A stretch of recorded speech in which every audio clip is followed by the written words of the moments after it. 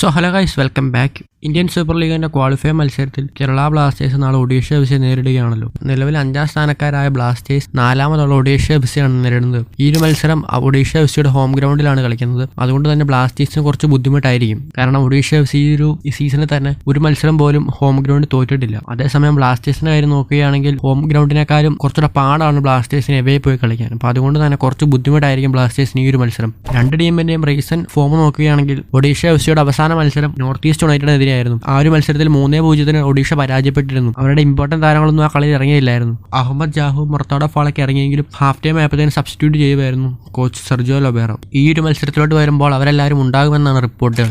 അതേസമയം ഇപ്പുറത്ത് ബ്ലാസ്റ്റേഴ്സിനായിരുന്നു നോക്കുകയാണെങ്കിൽ ഹൈദരാബാദ് എഫ് സിക്കെതിരെ മത്സരിച്ച് 3-1 വിജയമായാണ് ബ്ലാസ്റ്റേഴ്സ് വരുന്നത്. ആ ഒരു കോൺഫിഡൻസ് എന്നാലും ബ്ലാസ്റ്റേഴ്സിന് കാണും. ഈ ഒരു കോൺഫിഡൻസ് ഉണ്ടായിട്ട് തന്നെ കളി എളുപ്പമാകുമെന്ന് പറയാൻ കഴിയില്ല. കാരണം ഹൈദരാബാദ് എഫ് സി പോലെ ഒരു ചെറിയ ടീമല്ല, പോയിന്റ് വൈസ് ചെറിയ ടീമല്ല Odisha F C. Odisha F C point table 5ാം സ്ഥാനത്തുള്ള ടീമാണ്. സെർജിയോ ലൊബേറോയുടെ ടീമാണ്. ഇങ്ങനത്തെ നോക്കൌട്ട് മത്സരങ്ങളിലൊക്കെ ലൊബേറോയുടെ ടീം വിജയിച്ച് കയറാറാണ് പതിവ്. ബ്ലാസ്റ്റേഴ്സിനെ സംബന്ധിച്ചുള്ള പോസിറ്റീവുള്ള കാര്യം നോക്കുകയാണെങ്കിൽ അഡ്രിയാൻ ലൂണയുടെ തിരിച്ചുവരവ് തന്നെയാണ്. 4 മാസത്തിന് ശേഷമാണ് ലൂണ കളിക്കാൻ ഇറങ്ങുന്നത്. ഫസ്റ്റ് 11 ഉണ്ടാകുമോ അതുകൊണ്ട് തന്നെ ഡൗട്ടായ ഒരു കാര്യമാണ്. അതുപോലെ തന്നെ വെയിറ്റ് ചെയ്യുന്ന ഒരു കാര്യമാണ് ഡിമിയുടെ തിരിച്ചുവരവ്. കഴിഞ്ഞ 2 മത്സരങ്ങളിൽ ഡിമി കളിച്ചിട്ടുണ്ടായിരുന്നില്ലല്ലോ. അപ്പൊ ഈ ഒരു മത്സരത്തിന് വേണ്ടി ഡിമി ട്രാവൽ ചെയ്തിട്ടുണ്ട്. പക്ഷേ മത്സരത്തിൽ കളിക്കുമോ ഉള്ളതൊന്നും അറിയാൻ സാധിച്ചിട്ടില്ല. ബ്ലാസ്റ്റേഴ്സിനെ സംബന്ധിച്ചിടത്തോളം നെഗറ്റീവ് ആയിട്ടുള്ളൊരു കാര്യം നവോച്ചയുടെ സസ്പെൻഷനാണ്.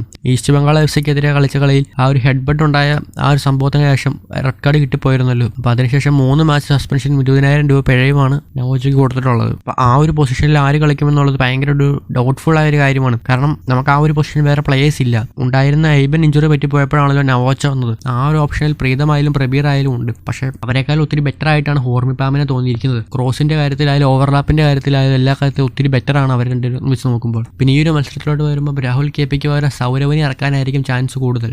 കഴിഞ്ഞ 2 മത്സരങ്ങളിലായിട്ട് സൗരവ് മണ്ഡൽ നന്നായി കളിച്ചിട്ടുണ്ട്. അതുകൊണ്ട് തന്നെ സൗരവിനായിരിക്കും ചാൻസ് കൂടുതൽ കളിക്കാൻ. ഹൈദരാബാദ് എഫ് സിക്കെതിരെ മത്സരത്തിൽ തന്നെ 2 അസിസ്റ്റ് കൊടുക്കാൻ സൗരവ് മണ്ഡലിന് കഴിഞ്ഞു. അതുകൊണ്ട് തന്നെ സൗരവായിരിക്കും ഇവൻ ആദ്യം ചൂസ് ചെയ്യാൻ ചാൻസ് കൂടുതൽ. ഈ ഒരു മത്സരത്തിലോട്ട് വരുമ്പോൾ എന്താണ് നിങ്ങൾക്ക് തോന്നുന്നത്? നിങ്ങൾ കമന്റ് ഇടുക. മറ്റൊരു വീഡിയോ വീണ്ടും കാണാം.